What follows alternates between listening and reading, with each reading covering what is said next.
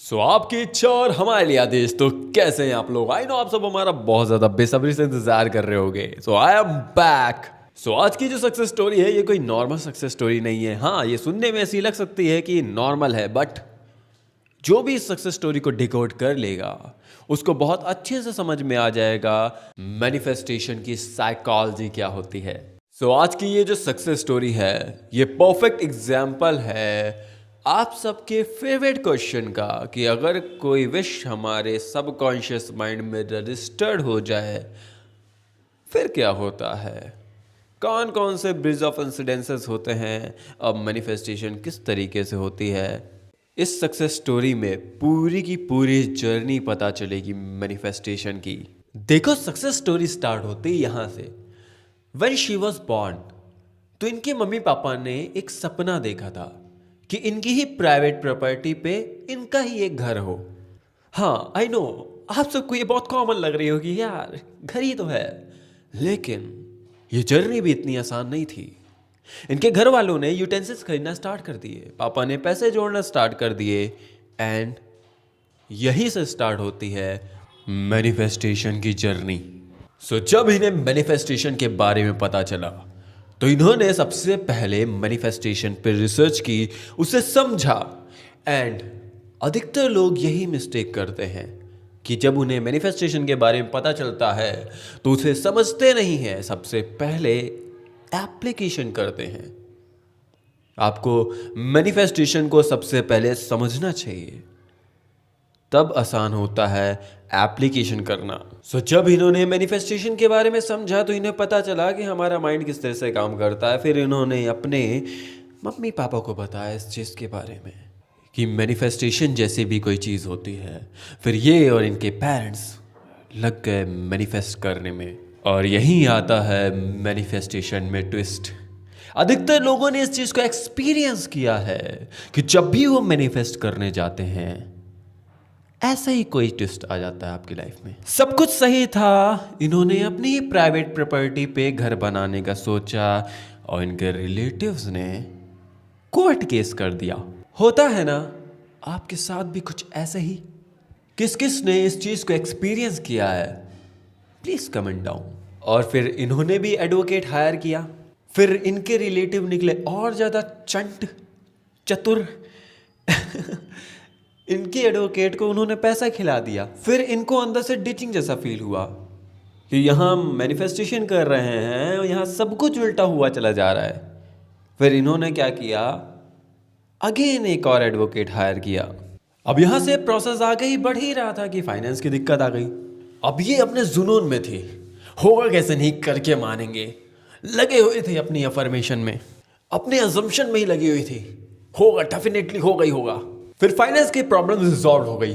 थोड़ा सा प्रोसेस आगे बढ़ने ही वाला था कि घर वर बनने ही वाला था कि फिर प्रॉब्लम आ गई पेपर में प्रॉब्लम थी। पर ये पूरी डिवोटेड थी, पीछे कहाँ हटने वाली थी। इनकी फैमिली वाले सब हार मान रहे थे, बट ये नहीं मानी। इन्होंने कहा होगा कैसे नहीं करके मानेंगे, देखा जाएगा। चलो जैसे तैसे ये भी प्रॉब्लम रिजॉल्व हो ही गई। अब देखो यहाँ समझने वाली बात यह है कि कितना ज़्यादा डेडिकेशन था और ये फुल्ली डिवोटेड थी कि होगा, डेफिनेटली होकर ही रहेगा। अब इनका घर बनने में लेट हो रहा था और जहाँ पे ये रहती थी उसका रेंट भी देना था, और इनके मामा ने बोला कि छुट्टी मिलेगी नहीं, इसलिए हम आ भी नहीं सकते। इन्होंने एक विजन बोर्ड बनाया, कार्ड, जिसमें डेट एंड टाइम दोनों लिखा था। और इन्होंने डिसाइड किया कि जो इन्होंने इसमें डेट लिखी है उसी डेट को उस घर में पूजा होगी। और इन्होंने अपना एजम्पशन चेंज किया कि ओनर इनसे पैसे नहीं ले रहे हैं, पैसे लेने से मना कर दिया है, और इनके मामा को छुट्टी मिल गई है। और इनके घर वाले कह रहे थे 2 दिन के अंदर कैसे ये होगा, घर का कोई अरेंजमेंट हुआ नहीं है, घर पूरी तरीके से बना है नहीं, कोई सामान है भी नहीं, कुछ लाया नहीं गया, किसी को पता भी नहीं है, ये होगा कैसे। इनके फादर ने बोला समय लगेगा। इनकी फैमिली वाले यही बोल रहे थे समय लगेगा भी, बट इन्होंने डिसीजन ले लिया था होगा तो इसी दिन होगा, पापा देखना होगा तो इसी दिन ही होगा, होकर रहेगा।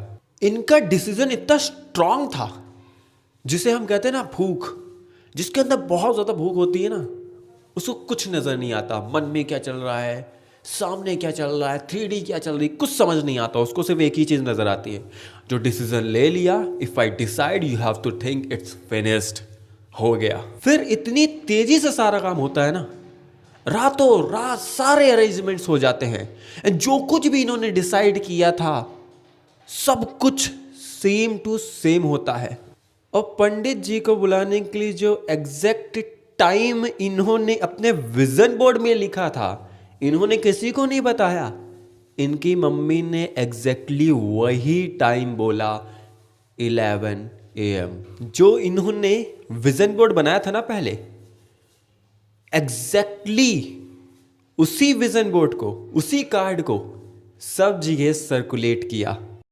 इनके मामा को भी छुट्टी मिल गई और ओनर ने रेंट भी नहीं लिया, जो ये एक्स्ट्रा डेज रहे थे उस घर में।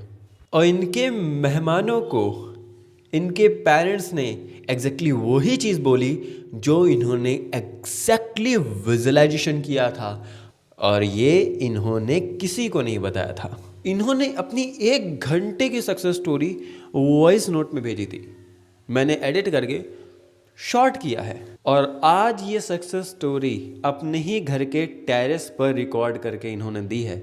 आगे आप इनकी सक्सेस स्टोरी सुनिएगा इन्हीं की वॉइस में। इन्होंने एक वर्ड बोला है, कंसिस्टेंसी। ये रॉन्ग वर्ड है, इसे कहते हैं डेडिकेशन, इसे कहते हैं डिवोशन। इसे कंसिस्टेंसी नहीं कहेंगे, इसे डेडिकेशन एंड डिवोशन कहेंगे। मीन्स आप खुद देखो, प्रॉब्लम पे प्रॉब्लम आ रही थी, सिचुएशन पूरी तरीके से अपोजिट थी, बट इन्होंने एग्जैक्टली जो डेट डिसाइड की, जो विजुअलाइजेशन किया, जो टाइमिंग रखी, इन्होंने किसी को नहीं बताया, और एग्जैक्टली उसी टाइम पे वो सारी चीज़ें हुई। जो इन्होंने एग्जैक्टली विजुअलाइजेशन किया, एग्जैक्टली वही हुआ। 3D पूरी तरीके से अपोजिट थी, पूरी तरीके से इम्पॉसिबल नजर आ रही थी, लेकिन सारे ब्रिज ऑफ इंसिडेंसेस हुए एंड वो चीज़ होकर ही रही। इसे कहते हैं डेडिकेशन, डिवोशन। अगर डेडिकेशन और डिवोशन है तो everything is possible in this world. अगर प्रॉब्लम से बड़ी जिद बन जाए सो होगा कैसे नहीं, करके मानेंगे। सुनते हैं सक्सेस स्टोरी इन्हीं की वॉइस में। और हाँ, जो लोग भी अपने माइंडसेट को बीस्ट बनाना चाहते हैं ना, इस सक्सेस स्टोरी को जरा ठीक से समझना, समझ में आ जाएगा बीस्ट माइंडसेट कहते किसे हैं। हेलो हर्ष भैया, हेलो एवरीवन। तो आज मैं बहुत ही खुशी के साथ और बहुत ग्रेटफुल होकर मेरी लाइफ की सबसे बड़ी सक्सेस स्टोरी शेयर करने जा रही हूँ। तो ये कहानी चले थे 21 years ago when I was born. So तब मेरे मम्मी अपने ड्रीम देखा था कि हमारी जो प्रॉपर्टी है वहाँ पर हमारा प्यारा सा सुंदर सा घर हो। मेरे पापा ने पैसे सेव करना चालू कर दिया था। मेरी मम्मी यूटेंसिल्स एंड और थोड़े डेकोरेटिव आइटम्स परचेज़ करना स्टार्ट कर दी थी, क्योंकि मैं तब बहुत छोटी थी। तो मेरे मम्मी से बोली थी कि अरे पता नहीं घर कब होगा एंड आप अभी से परचेज़ करना स्टार्ट कर दिए हो। तो मेरे मम्मी ने बोला कि अभी अगर हम परचेज़ करना स्टार्ट कर देंगे तो बाद में चलकर जब होगा हमारा घर तब लोड नहीं आएगा कि ये भी लेना है वो भी लेना है। It will be easy for us. So I also agreed and now I think it was like an inspired action, inevitable action of her. Then थोड़े साल बाद, मतलब 8 ईयर्स अगो नाउ, हम नए बिल्डिंग में शिफ्ट हो गए क्योंकि पुरानी बिल्डिंग रेनोवेशन में गई थी। सो हम 2018 में न्यू बिल्डिंग में शिफ्ट हो गए एंड मेरे पापा के पास इतने इनफ पैसे थे कि हम घर का काम स्टार्ट कर सके and he started the construction. हमारा फाउंडेशन रेडी हो गया था और हमारे एक टॉक्सिक जेलस टाइप के एक रिलेटिव है जो बहुत झगड़ालू किस्म के है, तो वो बीच में आए एंड उन्होंने कोर्ट का केस कर दिया था, क्योंकि उनकी प्रॉपर्टी हमारी प्रॉपर्टी के साइड में थी and it's like a share property. But then also he did court case, not police and all, but through lawyer मुझे लॉ ऑफ अट्रैक्शन के बारे में पता चला एंड मैंने वो नॉलेज मेरी मम्मी को भी बताया कि लॉ ऑफ अट्रैक्शन क्या होता है, हमारी लाइफ कैसे चलती है। मैंने रिसर्च भी किया थोड़े दिन, थोड़ा मुझे नॉलेज आने लगा कि अच्छा हम जो सोचते हैं वही होता है, तो हम मैनिफेस्ट करते हैं। मेरी मम्मी ने और मैंने डिसाइड किया कि हम भी चालू करते हैं मैनिफेस्ट करना with full faith. We both visualized, affirmed. हम दोनों ऐसे एक्ट करते थे कि हमारा घर ऑलरेडी हो चुका है, हम हमारे घर के स्टैर्स में बैठ कर बातें कर रहे हैं with feeling and all. We practised it consistently. Then 1 महीना ऐसे बीत गया। फिर हमें पता चला कि हमारे जो लॉयर है उनको हमारे जो एनिमी रिलेटिव है वो पीठ पीछे पैसे दे रहे हैं। सो हमारे लिए वो एक शॉक था, मतलब एक बिट्रेयल फीलिंग थी। Then when we had that new lawyer, तो उन्होंने हमारे केस को समझा, डॉक्यूमेंट्स देखे, एंड ही सेड अरे आपका केस तो बहुत क्लियर है, मतलब केस करने की ज़रूरत ही नहीं थी आपके रिलेटिव को, क्योंकि ये आपकी ही जगह है। देन मेरी मम्मी ने और मैंने फिर भी कंसिस्टेंसी जारी रखी, विजुअलाइजेशन करते रहे। देन एक्ट एज इफ की हम दोनों बात भी ऐसे करते थे जैसे कि हम अपने बंगलों के स्टेयर्स पर बैठकर बात कर रहे हैं। मैंने इतना भी विजुअलाइज़ किया था कि हमारे घर के सामने एक सुंदर सा फाउंटेन है, लॉन है, गार्डन है, देन फ्लावर्स हैं। और फिर वो डे आ गया था, कोर्स का डेट, एंड फाइनली हम जीत गए थे। मैं और मेरे मम्मी पापा बहुत ज़्यादा खुश थे। एंड मेरे पापा ने फिर डिसाइड किया कि कुछ दिनों बाद हम घर का काम स्टार्ट कर देंगे। पर 2 दिन बाद मतलब 2 दिन बाद रिलेटिव के लॉयर ने मेरे पापा को बोला कि आप घर नहीं बांध सकते, क्योंकि आपकी एक साइन है एक पेपर पर जिससे ये प्रूफ होता है कि आप नहीं बांध सकते ये घर। तो हम फिर से टेंशन में आ गए थे कि कैसे होगा क्या। देन मेरी मम्मी को भी बहुत टेंशन था, बट आई केप्ट काम and I motivated my mom कि नहीं, ये शायद ये टेस्ट होगा या फिर पहले के नेगेटिव बिलीव्स होंगे, क्योंकि हमें पहले लगता था कि शायद हमारी जगह पॉजिटिव नहीं है, नेगेटिव है, इसलिए पॉजिटिविटी नहीं आ रही है। So when we came in law of attraction, हमने एज्यूम किया कि हमारी जगह बहुत पॉजिटिव है, हमने फील किया। देन मेरी मम्मी ने और मैंने फिर भी कंसिस्टेंसी जारी रखी, रिपीटिशन करते रहे, नेगेटिविटी को पूरे भूल गए हम। देन 2 दिन बाद जब मेरे पापा ने हमारे लॉयर के साथ बात की, तो उस लॉयर ने बताया कि ऐसा कोई भी साइन उस पेपर पर नहीं है, और वो पेपर इतना इम्पोर्टेंट भी नहीं है, और ये भी नहीं प्रूफ करता कि आप घर नहीं बांध सकते, क्योंकि हम ऑफिशियली जीत गए हैं केस। तो we were all happy. Then मेरे पापा ने बोला कि इतना बड़ा मौका है, मतलब घर होने वाला है, तो क्यों ना एक बहुत सुंदर और शुभ दिन में चालू किया जाए। तो आई एम टॉकिंग अबाउट, मतलब ये सब 2023 के नवंबर में हुआ। एंड लॉयर बोलते हुए दिसंबर आ चुका था। देन माई फादर सेड कि शुभ दिन आ रहा है, मतलब 22 जनवरी 2024 अयोध्या के श्री राम मंदिर के प्राण प्रतिष्ठा थी। तो माई फादर डिसाइडेड कि उसी दिन में हमारे घर का फिर से काम चालू हो। एंड जब फाउंडेशन भी रेडी नहीं था, तब मैंने नाम सोच कर रखा था हमारे घर के लिए, इट इज़ सियाराम भवन। सो उसी भगवान के इतने बड़े डे पर हमारे घर की फिर से शुरुआत होना है। एंड मेरी मम्मी ने मन्नत भी रखी थी 3-4 भगवान के पास, एंड लॉ ऑफ अट्रैक्शन भी चालू था। देन 22 जन को काम चालू हुआ पिछले साल। देन मेरे एक और रिलेटिव हैं जो हमारे प्रॉपर्टी के साइड में रहते हैं, तो वो हमेशा बोलते रहते थे कि अगर वो रिलेटिव फिर से अगर झगड़ा किया तो फिर से काम रुका तो मेरी मम्मी हमेशा उनको ये बोलती थी कि नहीं, अगर वो आए फिर भी कोई कुछ हमारा बिगाड़ नहीं सकता, हमारा घर का काम चालू रहेगा, और तब तक चालू रहेगा जब तक पूरा घर बनकर रेडी नहीं होता।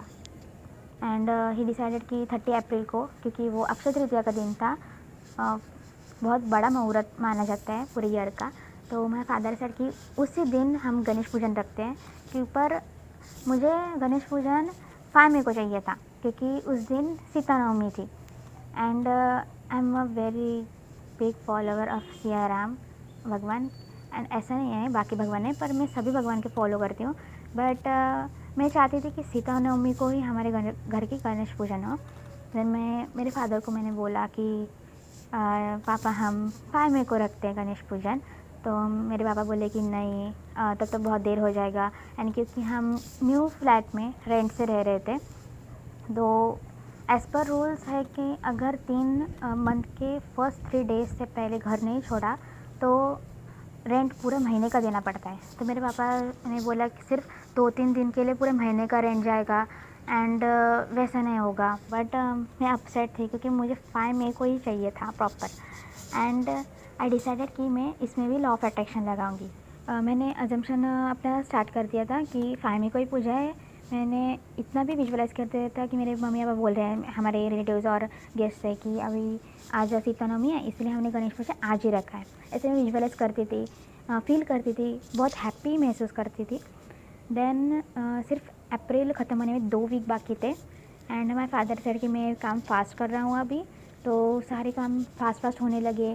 तो मुझे थोड़ा सा टेंशन आ गया था, but I kept on persisting. Then मुझे एक आइडिया है विजन बोर्ड का।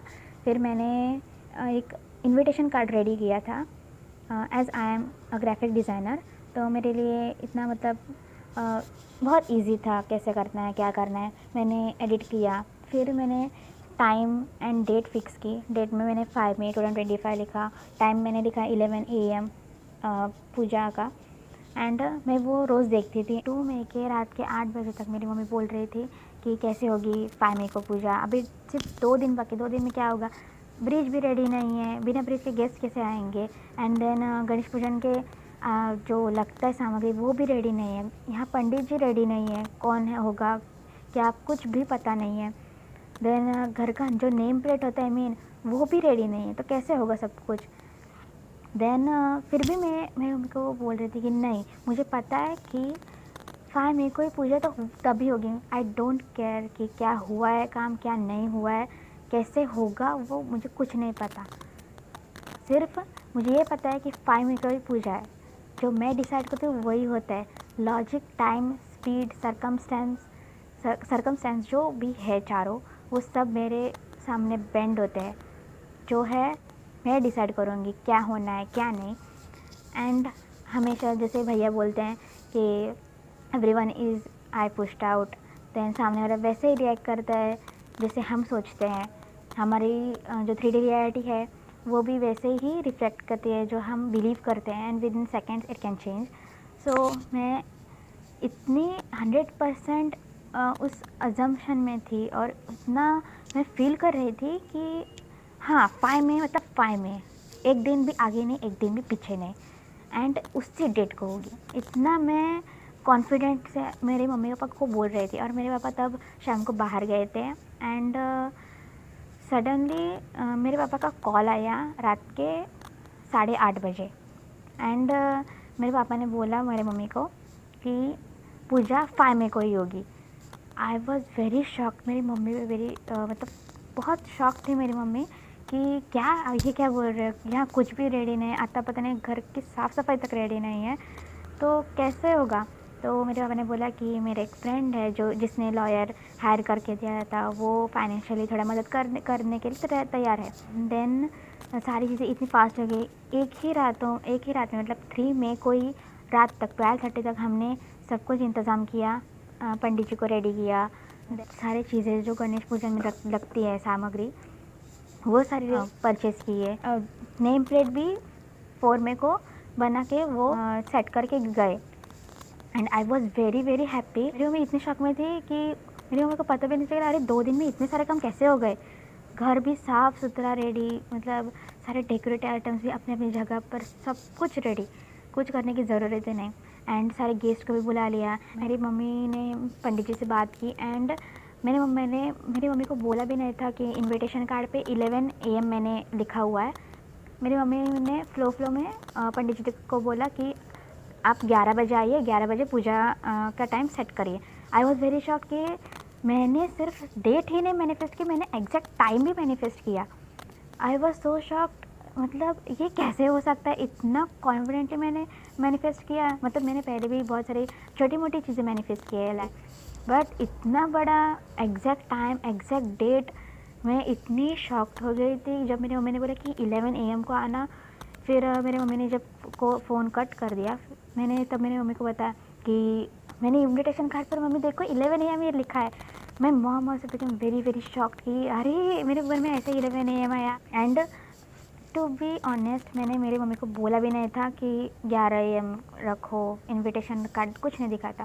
एंड देन मैंने वही इनविटेशन कार्ड जो मैंने as a vision board set किया था, एडिट किया था, वही मैंने सेम सबको फॉरवर्ड किया, मेरे गेस्ट को, हाँ रिलेटिव्स, फ्रेंड्स को। जब 5 में आया, मेरे मामा को जिसको छुट्टी नहीं मिल रही थी ऑफिस से उस डे को, उसने छुट्टी ली। I was very very happy कि मेरी हर एक कही हुई बात मैनिफेस्ट हो रही है। शाम को और गेस्ट आने लगे, ज़्यादातर गेस्ट रिलेटिव्स हमारे शाम को आए।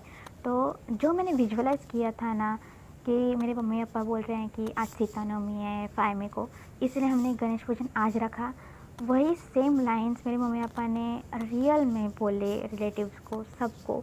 आई वॉज़ वेरी वेरी हैप्पी। मतलब मैं बोल ही नहीं सकती अभी भी। जब मैं सोचती हूँ कि ये सब कैसे हो गया, मतलब कैसे मैं इतने कॉन्फिडेंटली मैनिफेस्ट कर पाई इतने। एंड आज मैं उसी घर के टेरेस पर बैठकर आज रिकॉर्ड कर रही हूँ, वॉइस रिकॉर्डिंग शेयर कर रही हूँ अपनी सक्सेस स्टोरी। एंड मैं बहुत ज़्यादा ग्रेटफुल हूँ। एंड देन बारी आई रेंट की। मतलब पिछले हमारे जो प्रीवियस फ्लैट था उस फ्लैट के ओनर ने हमें फ़ोन किया। एंड मेरे पापा ने बोला कि अप्रैल तक मैंने भर दिया है एंड मई का। मेरे पापा ने पूछा तो दैट फ्लैट ओनर सेड कि मई का भरने की ज़रूरत है नहीं, 6-7 दिन ही तो थे, आपका सामान सब था, तो रेंट भरने की ज़रूरत नहीं मई महीने की। तो वो सुनकर भी हम तीनों शॉक रह गए कि क्या मैंने ये बोला था और वो भी हो गया। मैंने ये घर होने के लिए जो मेरी मम्मी ने मतलब मैनिफेस्ट करने के लिए विजुअलाइजेशन एंड ऑल, और गणेश पूजन के लिए जो मैंने कॉन्फिडेंट रही, एजम्पशन मेरे कंसिस्टेंसी दिखाए, वो सब कुछ मैनिफेस्ट हो गया था। And to be honest Ganesh पूजन का जो मैं मैनिफेस्ट कर रही थी तब मैंने 1% भी डाउट नहीं रखा था। मैं फुल कॉन्फिडेंट, मतलब 1000% आई कैन से मैं कॉन्फिडेंट थी कि 5 मई को ही होगा। एंड जो मैंने उसके साथ जोड़ा कि मेरे मामा को छुट्टी मिलेगी, मेरी वो जेलसी वाली वो जो रिलेटिव है वो नहीं आएंगे, एंड देन फ्लैट ओनर भी रेंट नहीं लेंगे मई का, वो सब कुछ एग्जैक्टली वैसे ही हुआ। And then my father that also said कि आगे चलकर हम घर के सामने फाउंटेन रखेंगे। एंड लाइक मैंने मेरे मम्मी पापा को बोला भी नहीं था कि मैं विजुअलाइज़ कर रही हूँ कि हमारे घर के सामने फाउंटेन हो। कभी मैंने ये शेयर नहीं की थी ये बात। मैं जस्ट ये विजुअलाइज़ करती थी कि फाउंटेन हमारे घर के सामने हो। So I want to share bonus success stories also. इस साल के जून मंथ में बहुत बारिश हो रही थी, लाइक साइक्लोन आ गया था। एंड मेरे पापा को अर्जेंट में कुछ पेपर सबमिट करने जाना था इन हिज ऑफिस। सो बहुत ज़ोरों से बारिश हो रही थी and my father was very worried कि इतना साइक्लोन आ गया है तो कैसे होगा। दोपहर के 3 बजे थे एंड मैंने अफर्म करना चालू कर दिया, रोबोटिक अफर्मेशन चालू कर दिया था कि आई am queen of my own reality, time, logic, circumstance, speed, everything bends in front of me. Whatever I say, whatever I command, it happens, it manifests always. And मैंने ये भी अफर्म किया कि at 6 PM the rain has stopped. मैंने ये robotic affirmation चालू रखा 3 घंटे एंड एग्जैक्ट एट 6 PM बारिश कम होने लगी। मतलब 5:45 तक वो बारिश बहुत ज़्यादा तेज़, मतलब कुछ होप ही नहीं थी कि कम होगा। मेरे पापा ने बोला कि अरे रहने दो, नहीं होगा, क्यों कर रहे हो, मुँह दुख जाएगा एंड ऑल, क्योंकि मैं बहुत ज़ोरों से अफर्मेशन दे रही थी।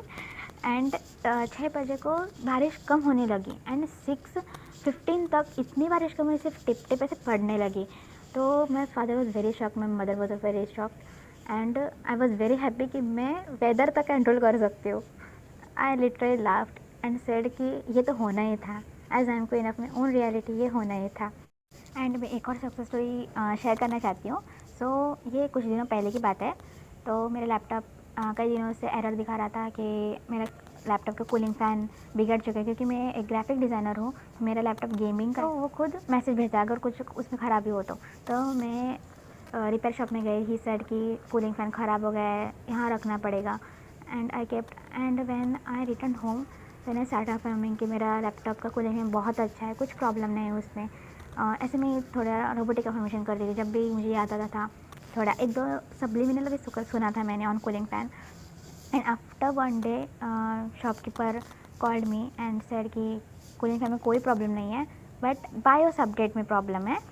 तो देन आई रियलाइज़ कि मैंने अफर्मेशन रॉन्ग दी थी। मुझे ऐसा अफर्म करना चाहिए था कि मेरा लैपटॉप बहुत अच्छा है, मेरे लैपटॉप का हर एक पार्ट बहुत अच्छी तरीके से काम कर रहा है, ऐसे मुझे अफर्म करना चाहिए था।